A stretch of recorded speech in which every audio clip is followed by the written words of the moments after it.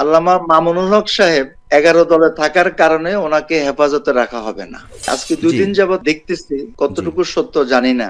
জি, যদি সত্য হয় তাহলে বলতেছি কথাটা, জি, যে আল্লামা মামুনুল হক সাহেব ১১ দলে থাকার কারণে ওনাকে হেফাজতে রাখা হবে না। যারা বলতেছে রাখবে না, তাদের বাংলাদেশে কি অবদান?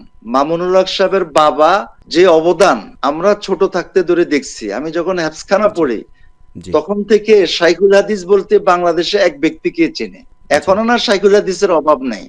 কিন্তু মূলগতভাবে শাইখুল হাদিস আল্লামা আজিজুল হককে। তিনি বাস্তবতাও বুঝতেন, রাজনীতিও বুঝতেন, জাতীয় আন্তর্জাতিক অবস্থাও বুঝতেন এবং বাংলাদেশের তালিম, তরবিয়ত, আন্দোলন, সমাজ, রাজনীতির সর্বক্ষেত্রে মামুনুল হকের ফ্যামিলির অনেক অবদান।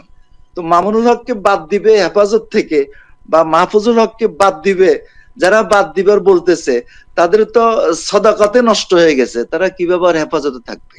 এ ব্যাপারে আমরা আখলাক টিভির ব্যবস্থাপনায় গতকালকে একটা ভিডিও পাবলিশ হয়েছে।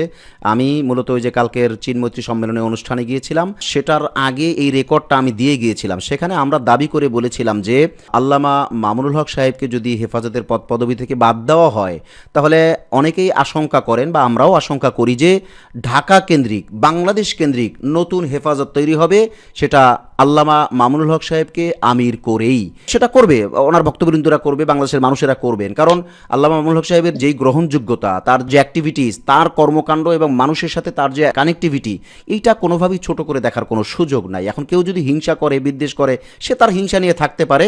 এখন কেউ কাউকে পরোয়া করে না, মানে কেউ কারো খায় পড়ে না, আর কেউ কারোর অধীনস্থও না। অতএব ইবনে শাইখুল হাদিসের ব্যাপারে বা আমিরে মজলিসের ব্যাপারে যদি এই ধরনের কোনো সিদ্ধান্ত তারা গ্রহণ করেন, তাহলে আমি মনে করি এটা তাদের জন্যই বুমেরাং হয়ে যাবে বা তাদের দিকেই ফিরে যাবে। কোনোভাবেই এটা জাতি গ্রহণ করবে না, তারাই মুসিবতের মধ্যে পড়ে যাবে। মানে হেফাজতকে তারা বিভিন্নভাবেই প্রশ্নবিদ্ধ করেছে, শেষ পর্যন্ত তারা দাফন কাফনের ব্যবস্থা হয়ে যাবে। আর আমিরে মজলিসকে নিয়েই হয়তো নতুন কোনো হেফাজতে ইসলাম তৈরি হতে পারে, এটা আমাদের আশঙ্কা।